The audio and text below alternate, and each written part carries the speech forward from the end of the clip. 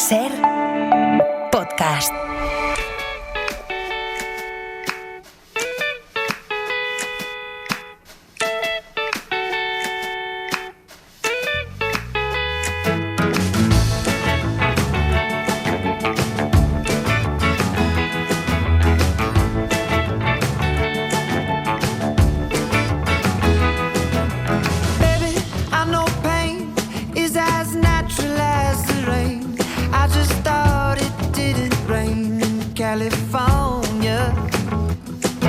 Javier San Pedro es doctor en genética y biología molecular y colaborador del País. ¿Qué tal, Javier? ¿Cómo estás? Hola, muy bien. Y Pere Estupiñá es químico, es bioquímico y está en Sudáfrica. Buenos días, Pere. Buenos días, ¿cómo estáis? Muy bien. Un poco lejos. Como si estuvieras en el delta del Ebro. Casi, ¿no? ¿Qué te ha llevado a Sudáfrica? Bueno, yo siempre hago cosas científicas. En este caso estoy por un proyecto de perforación en una mina muy profunda a la que bajé el jueves acompañando a científicos, y que es una mina de oro y de uranio, pero los científicos buscaban otra cosa. Luego hablamos de ello, ¿te parece? Pero además tenemos un audio que nos has mandado y te vamos a imaginar con el casco puesto. Antes había unas cuantas cosas que quería comentar con vosotros. Una es esta noticia que ha salido esta semana, que dice que el cerebro masculino se encoge más deprisa que el femenino. Sin embargo, la tasa de Alzheimer es más alta entre mujeres que en hombres. ¿Cómo se explica esto? Pues no podemos explicarlo de momento. Siguiente noticia. Es evidente que hay un problema ahí. Se sabía que las mujeres tienen más riesgo de Alzheimer que los hombres, mucho más, como el doble. Y bueno, pues están intentando buscar la causa, ¿no? Y la causa no es el encogimiento del cerebro. Que se encoja el cerebro en este contexto quiere decir que pierde materia gris. La materia gris son los cuerpos de las neuronas, mientras que la materia blanca son los axones y las dendritas, ¿no? Los árboles de conexiones. De manera que cuando se encoge la materia gris, quiere decir que se han muerto muchas neuronas. Y bueno, pues era una posibilidad, ¿no? Que este proceso de muerte cerebral asociada a la edad, muerte neuronal asociada a la edad, pues fuera la causa o una de las causas de que el Alzheimer sea más prevalente en mujeres que en hombres, pero obviamente no es así porque ocurre al revés. Y esto pese a que las zonas que se encogen son muy relevantes para el Alzheimer. Una de ellas es el hipocampo, que es una estructura de la que hemos hablado alguna vez, que es esencial para la formación de nuevas memorias y para la recuperación de las antiguas. Es una de las zonas que más se encogen, y otras zonas implicadas en el Alzheimer, pero el mero hecho de que se mueran algunas neuronas, se encoge la materia gris, no es la causa del Alzheimer, ¿no? Pues habrá que buscarla en otro lado, ¿no? Nos faltan candidatos, pero de momento esto es un problema sin resolver. Más experimentación entonces, sobre todo más tiempo para que avancen esas investigaciones. Sí. Hay otra noticia relacionada también con el cerebro, y parece que el cerebro, esto es como una espiral de violencia, las películas de Tarantino, ¿no? El cerebro se acostumbra a hacer el mal. Totalmente. Un acto deshonesto o un acto malvado es como que te coloca una cuesta abajo y conduce a otro acto malvado. Pendiente abajo, sí. Porque podrías pensar que los malos de las películas de Tarantino o el supervillano de James Bond son gente mala, ¿no? O sea, que es gente intrínsecamente malvada. Pero no, realmente esto nos puede pasar a cualquiera. Empiezas por un pequeño error que intentas tapar, y una cosa conduce a la otra y acabas en la cárcel, como hay un caso de estudio que presentó Scientific American que es interesante. Este hombre pues era un empresario honrado que estaba buscando financiación para hacer una empresa relacionada con nuevas tecnologías. Mandó unas cartas de buena voluntad, se dio cuenta de que las cartas contenían errores en las cifras que había puesto, y en lugar de reconocerlo, hubiera sido tan fácil como mandar una segunda carta reconociendo su error, pero para no reconocer su error empezó a hacer una serie de operaciones ruinosas, una detrás de otra, que al final fueron fraudulentas y le condujeron a la cárcel. Acaba de salir de la cárcel y ha contado todo este caso a los psicólogos, ¿no? Sí. La buena cosa es que igual que hay una pendiente abajo, hay una pendiente arriba también. O sea, que el día que haces un buen gesto... Sí, y hay un caso muy interesante de uno de los policías que estuvo en el asalto al Capitolio. Anda. Y que salió gravemente herido por oponerse a la turba. Y él cree, o ha contado a los psicólogos, que él había estado en Afganistán quitando minas de las carreteras, de manera que la ayuda humanitaria pudiera entrar a la población necesitada. Y él cree que esa experiencia como militar le condujo en la crisis del asalto al Capitolio a tomar una decisión muy valerosa, ¿no? Que era oponerse a toda esa gente, y de hecho salió gravemente herido de allí. Así que nos podemos ir tubo abajo, pero también podemos escalar el tubo hacia arriba. Sí. Hay también una crítica curiosa al periodismo en las noticias de la semana. Hay una discrepancia entre las muertes de las que informan los medios y los motivos de los que realmente se muere la gente. Esto es un estudio en Estados Unidos sobre las muertes y las coberturas que ha dado el New York Times, el Washington Post y Fox News. Sí. Obviamente la gente se muere más de enfermedades como el cáncer y infartos y tal. Infarto y cáncer dan cuenta de la mitad de las muertes, ¿no? Y si miras las noticias, en el New York Times es como un 4% cáncer, 2% infarto, pese a que el infarto mata más que el cáncer, por cierto. Pero claro, no es noticia que alguien se muera de cáncer, pero sí lo es que alguien se muera pues asesinado en la calle, por ejemplo. Exacto, homicidios, o sea, si miras las noticias, pues homicidios y terrorismo se llevan la parte del león.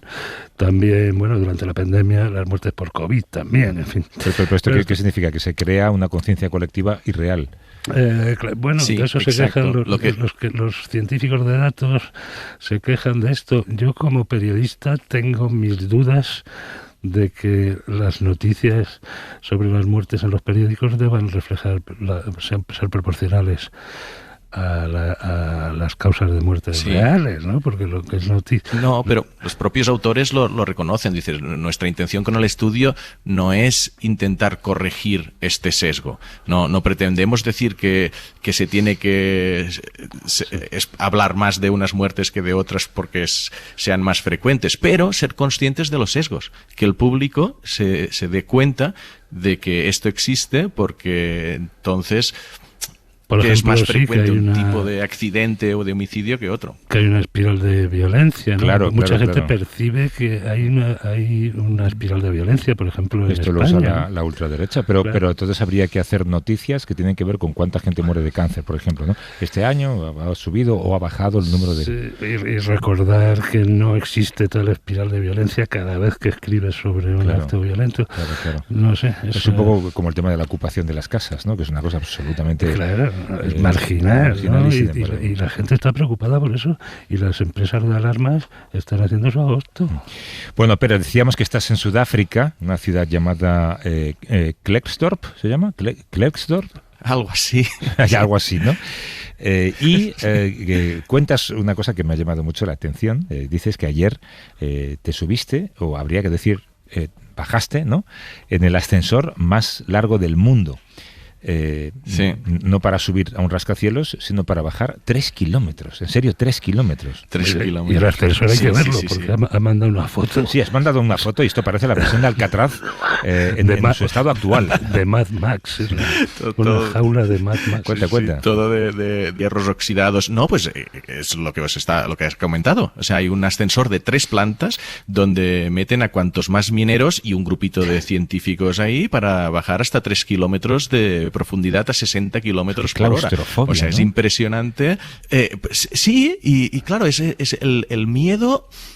De nuevo, la emoción de miedo la tienes, y entonces la razón te dice, no, pero es que esto lo hacen cada día, llevan años bajando. Malo será que justo hoy, problema, ¿no? pues, los transportistas de gallinas tienen más restricciones aquí que las que usan con humanos. Claro. Digo, será seguro. Pero bueno, te bajan a 3 kilómetros bajo tierra, es efectivamente el ascensor más profundo del mundo, y luego con un trenecito 2 kilómetros por un túnel de los muchos que hay en la mina, creados inicialmente para buscar oro y petróleo, y que hace un tiempo en un punto determinado, porque se sabía que a unos metros, a unos decenas o centenares de metros bajo un punto determinado se produjo el epicentro de un terremoto, pues unos geofísicos decidieron intentar muestrear, perforar un poquito más desde un punto determinado del túnel, y allí se encontraron otras sorpresas. Por ejemplo, una bolsa de agua que llevaba intacta durante 1.200 millones de años y con vida allí bacteriana. O sea que la Tierra es un proyecto muy potente. La Tierra tiene 4.500 millones de años. O sea que 1.200 es una parte muy sustancial de la historia de la Tierra. ¿Cuánto tarda el viaje de 3 kilómetros hacia abajo? Tardó unos 4 o 5 minutos. 4 o 5 minutos. Y sí, luego... sí. Quiere decir que habéis bajado a 5 metros por segundo, que no llega a 20 kilómetros por hora. O sea que tampoco es que sea. O sea, si hubieran cortado el cable, habríais bajado mucho más rápido. Si tú da ideas. Pues, bueno, yo sí, yo creo que era más, de 20 kilómetros. Yo creo que me dijeron 60 kilómetros por hora, y sí que daba sensación de velocidad y un sonido que asustaba un poco. No, tenemos un audio que has grabado. Hombre, tenemos que decir que como científico eres muy bueno, como técnico de sonido, pero vamos a escuchar el audio. Mira. Alba, estamos un poco apretados, ¿no? Pues estamos teniendo suerte que nos hemos metido en el piso que está más vacío, y aquí no hay ni, sé que hay 20 personas, 25, no somos muchos esta vez en el ascensor. Normalmente no puedes casi ni respirar cuando te meten. Estamos viendo la fotografía que te has sacado. Además, son 3 kilómetros hacia abajo en la mina, luego 2 kilómetros en un trenecito. Si tienes que ir al baño, ¿qué haces? Pues yo fui antes por si acaso, ¿no? Eso Alba nos lo podría Pregúntaselo a Alba, a ver qué dice. Pues sí, hay unos baños allí que son como los típicos que te ponen en los conciertos, así, estos baños portátiles que nadie quiere usar. Sí. Alba es... Así que nosotros evitamos usarlo también. Alba Gómez Arias, que es geóloga e investigadora durante 11 años en la Universidad del Estado Libre en Sudáfrica, y es un poco quien invitó a Pere, la anfitriona de la mina, digamos. ¿Cada cuánto haces tú esa travesía al centro de la Tierra? Pues depende mucho de los proyectos que tengamos en ese momento y del dinero. De hecho, por eso he traído aquí a Pere, a ver si él nos ayuda un poco a conseguirlo. ¿A darte dinero? Eso no me lo habías contado. No. Nunca. A conseguir mejorar nuestro proyecto para pedir dinero. La mina es radiactiva, Alba. ¿Qué precauciones tomáis al bajar y luego al subir, o es una cantidad muy pequeña? No te vas a salir de allí con un cáncer, ni mucho menos, una cantidad pequeña. De todas maneras, cuando tú vas a la mina, ellos te dan unas botas de agua bien altas, ellos te dan un sobre todo, como se dice, un mono, así como los mecánicos, pero en blanco, y casco, y vas todo bien tapado, y cuando vuelves, pues te vas a las duchas, te quitas todo eso, que ellos lo meten directamente en una lavadora, y te duchas y te vuelves a poner tu ropa, y ya con eso te vas. O sea, esa es la principal medida que hay, porque no hay que llevar un control realmente de radiactividad. Era una mina de oro y de uranio. Ya el uranio dejaron de extraerlo y ahora mismo solo es una mina de oro, y no es tan alta la radiactividad. Es como dices, oro y uranio. A vosotros no os interesa el oro para nada. Si encontráis una pepita, la tiráis al suelo. Tampoco. Buscáis bacterias y microorganismos, ¿no? Sí, nosotros buscamos los microorganismos, y todo esto ocurrió como muchas cosas en ciencia casi por casualidad. O sea, ellos escribieron un proyecto a un programa internacional de sondeo, se llama International Continental Scientific Drilling Program, y que consiguieron el proyecto, y eran un grupo de científicos que eran todos geofísicos, y lo que querían hacer es conseguir llegar por primera vez al hipocentro de un terremoto que hubo 5.5 aquí hace unos años. Entonces querían conseguir sacar muestras de allí y estudiarlo y ver cómo se producen los terremotos, para que en el futuro poder usar esos datos para prevenir terremotos. Y mientras hacían eso, se encontraron con una bolsa de agua que pincharon que tiene una salinidad que es 6 veces la salinidad del mar, es una brutalidad. Y como sabía que había gente en Canadá, aquí y allí, que estaban investigando agua, dijeron, oye, hemos encontrado agua, ¿queréis venir a ver qué es? Y vieron que efectivamente el agua llevaba encerrada 1.200.000 millones de años, y que tenía una comunidad microbiana súper bien formada y súper bien compenetrada como para poder sobrevivir en un sitio donde no hay apenas oxígeno, no hay luz, no hay casi nada que comer, o sea, y están allí. Están allí. O sea, yo que llegué al sitio de muestreo, o sea, lo digo con cariño, pero es como cutre, ¿sabes? O sea, imaginaros un túnel allí y como un tubito de hierro metido dentro de la roca y una pequeña apertura donde va goteando agua, que es la que sale de esa balsa, y la van recogiendo. O sea, que es ciencia como de primer nivel, pero que si tú ves la foto, dices, sí, eso parece un taller con cosas tiradas allí al lado. Pero cuando decís una bolsa de agua, ¿es una bolsa inmensa o es una pequeña cantidad de agua?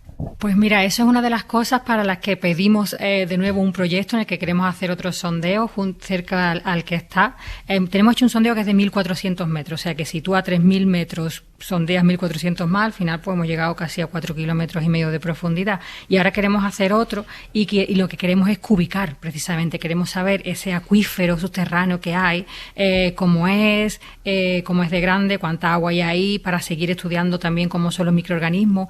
Tenemos una hipótesis de que creemos que los microorganismos se alimentan de cierta manera de los terremotos que hay ahí, porque cuando hay un terremoto se libera hidrógeno y ese hidrógeno les sirve a ellos como energía, igual que ahora nosotros queremos meter el hidrógeno en nuestros coches, pues ya las bacterias llevan 1.200 millones de años haciéndolo. Sí. Eso te iba a Alba, y eso es lo que queremos hacer. Antes de que sigas, te iba a preguntar, ¿esos microorganismos suponéis que llevan allí viviendo 1.200 millones de años? Sí. Esos microorganismos, o sea, ese agua está totalmente aislada, ese agua está encerrada y la idea, o sea, la hipótesis que tenemos es que efectivamente el agua se ha podido datar. Eso hay métodos con isótopos y con ratios de elementos que se puede saber la edad que tiene y se sabe. Obviamente a los microorganismos no les puedes preguntar la edad y además ellos no tienen 1.200 millones de años, sino que han ido regenerándose, reproduciéndose y lo que tenemos son los por supuesto, ¿no? Me refiero a que las especies de bacterias o de arqueas que hay allí tienen al menos esa edad, ¿no? Exactamente, y de hecho es uno de los sitios donde se busca como el inicio de la vida o cómo se generaron los procariotas, cómo fueron el paso a los eucariotas, que está todavía un poco ahí, que no se sabe muy bien y hay varias teorías y esas cosas se vienen estudiando aquí, ¿no? ¿Y tenéis eucariotas, organismos, es decir, células modernas allí? Modernas no. Me refiero a eucariotas, lo decía para explicar al oyente lo que significa célula eucariota. O sea, además de bacterias y arqueas, hay células eucariotas del tipo de las que estamos hechos nosotros. No, de las nuestras no hay. De momento lo que se han encontrado son todo bacterias y viruses también. Y además es algo muy peculiar porque hemos descubierto que los virus son buenos para las bacterias y las bacterias utilizan a los virus para conseguir sobrevivir en este medio tan radiactivo, caliente, tan a 55 grados de temperatura, tan hipersalino. Lo que refleja este agua son las condiciones del planeta hace 1.200 millones de años. Había una investigadora ayer que en el workshop que participamos, Karen Lloyd, decía es que de repente tienes un experimento, o sea, tú no puedes recrear un ambiente de hace 1.200 millones de años para ver cómo sobrevivirían allí los microorganismos o qué reacciones tendrían entre ellas, pero aquí lo tienes. Es como un experimento que refleja la Tierra desde hace mucho, 1.200 millones de años, y de hecho también están muy interesados desde la perspectiva de la astrobiología, porque serían unas condiciones que en el subsuelo de Marte también podrían ser válidas. Es decir, no para saber cómo ha aparecido la vida en Marte en sí, pero si es que pusiéramos si es que ha aparecido, pero si pusiéramos microorganismos, porque se está hablando mucho no solo de descubrir vida, sino de la colonización del planeta, ¿no? O sea, si pusiéramos microorganismos bajo el subsuelo de Marte de este tipo, cómo sobrevivirían, cómo evolucionarían, y hay muchos análogos en esto. Por desgracia, no tenemos forma de hacer un drill, un agujero de 3 kilómetros de profundidad en Marte. Bueno, todo se andará, ¿no? Andará. Déjale a Elon Musk que desarrolle, ¿no? Sí, yo le dejo. Alba, ¿cómo acaba una onubense que empezó en Minas Río Tinto a 3 kilómetros bajo tierra en Sudáfrica? Pues como muchas historias empiezan, fue por amor. Mi marido acabó el que ahora es mi marido, acabó el doctorado también en la Universidad de Huelva y le salió una oferta de trabajo en Sudáfrica. Había dos, una para Sudáfrica y otra para Alemania. Y dijimos, todo el mundo va a Alemania, nosotros podemos ir a Sudáfrica. Y nos vinimos aquí a la aventura. Yo empecé a estudiar también aquí mi doctorado, estuve trabajando un tiempo de autónoma, de consultora para proyectos científicos, de remediación de aguas ácidas de minas, y siempre he estado muy relacionado con el mundo de la minería y poco a poco he ido de la geoquímica a la biogeoquímica. Aún así no me considero microbióloga ni siquiera geomicrobióloga, soy la geo dentro de un grupo de geomicrobiólogos. La geo suena un poco raro. Alba Gómez Arias, que es geóloga e investigadora durante 11 años en la Universidad del Estado Libre, en Sudáfrica. Ahora sí que está de vuelta en el Instituto de Recursos Naturales y Agrobiología de Sevilla del CSIC y ha acompañado, como iba a decir, como guía turística, no como mucho más que eso, al lugar casi más profundo del mundo al que se puede descender, y allí ha estado Pera Estupiñán. Alba, ojalá que esto sirva para conseguir lo que decías al principio y que es a lo que los científicos dedicáis buena parte de vuestro tiempo, a conseguir dinero para seguir investigando. Déjame añadir, porque yo me sentía un poco Millás haciendo esta exploración, porque la parte científica era muy interesante, sin duda, la geoquímica y la geofísica, pero es que bajar a esa mina, o sea, una cosa, por ejemplo, hay mineros ilegales, o sea, hay gente que se cuela, hay muchas medidas de seguridad, pero que se esconden durante 3 o 4 meses en los decenas o centenares de túneles que hay en la mina. Alba me está señalando que hay un nombre incluso, ¿no? Sí, se llama los samasama, es como se les llama aquí, son los mineros ilegales. Algunos te los encuentran en minas abandonadas, que ellos van entrando y van sacando cosas, y otros están en minas que aún están activas, o sea, entran a lo mejor por túneles de ventilación y se quedan ahí durante a lo mejor 6 meses sin salir, sin ver la luz del sol, sacando todo lo que puedan de valor de allí, y alguien de los mineros suelen buscarse a alguien que les traiga comida, que les traiga agua, y van así como en secreto, y no, es un tema importante. Sí. Y luego subiendo al trenecito, que había un minero que nos dice, cuando nos veáis, decid una palabra, que yo pensaba que era el afrikaner, que es el idioma ese mezclado holandés o inglés que tienen aquí, y no, se ve que es un idioma de los mineros, o sea que tienen un idioma propio entre mineros para entenderse entre ellos, ¿no? Vaya lugar. Sí, el idioma que tienen aquí es el fanacaló. Y yo creo que esto viene sobre todo por el hecho de que en Sudáfrica creo que son 13 idiomas oficiales. El lenguaje de signos es uno de los idiomas oficiales. Y claro, para la mina en la que estamos tiene como 6.000 y pico de trabajadores. Cada uno viene de una etnia diferente, de un grupo distinto, de un idioma distinto. Entonces se creó de alguna manera el fanacaló, que es un idioma que mezcla portugués, muy gracioso, mezcla portugués con el afrikaner, con zulu, con sutu, con kosa, con todos los idiomas de aquí, tiene palabras de casi todos los idiomas y se han puesto de acuerdo en qué palabras de qué idioma usar para comunicarse. Estáis vendiendo la mina como un destino turístico de primera línea, ¿eh? Alba Gómez Arias, y espera, te voy a despedir, que tenemos ahora historias de la pública y desde allí va a ser complicado, en Sudáfrica.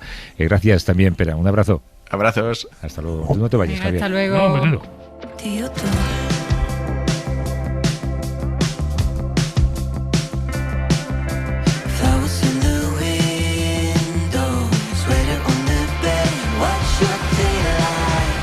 Para no perderte ningún episodio, síguenos en la aplicación o la web de la SER, Podium Podcast o tu plataforma de audio favorita.